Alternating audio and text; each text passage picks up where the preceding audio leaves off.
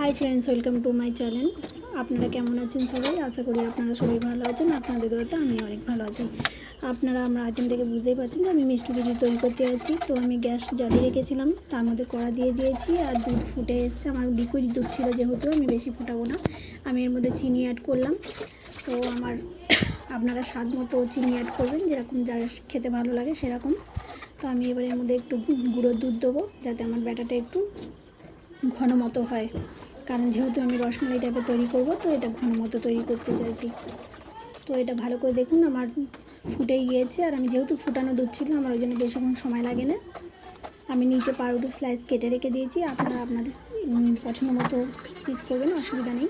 তো আমি একটা বাটির মধ্যে নিয়ে নিচ্ছি, নিয়ে যে এটা আমি কালার অ্যাড করছি, জাফরান কালার। যদি আপনাদের কাছে থাকে দেবেন, আপনারা যদি না পারেন দিতে হবে না, অ্যাভয়েড করতে পারেন। তো আমি শুধু দুধের কালারটার জন্য দিয়েছি। দেখুন কালারটা কত সুন্দর এসেছে। আমি এবার ব্যাটার যেটা রেখে দিয়েছিলাম বাটির মধ্যে, তার মধ্যে দুধগুলো দিয়ে দিচ্ছি, দিয়ে আমি কিছুক্ষণ রেখে দিচ্ছি।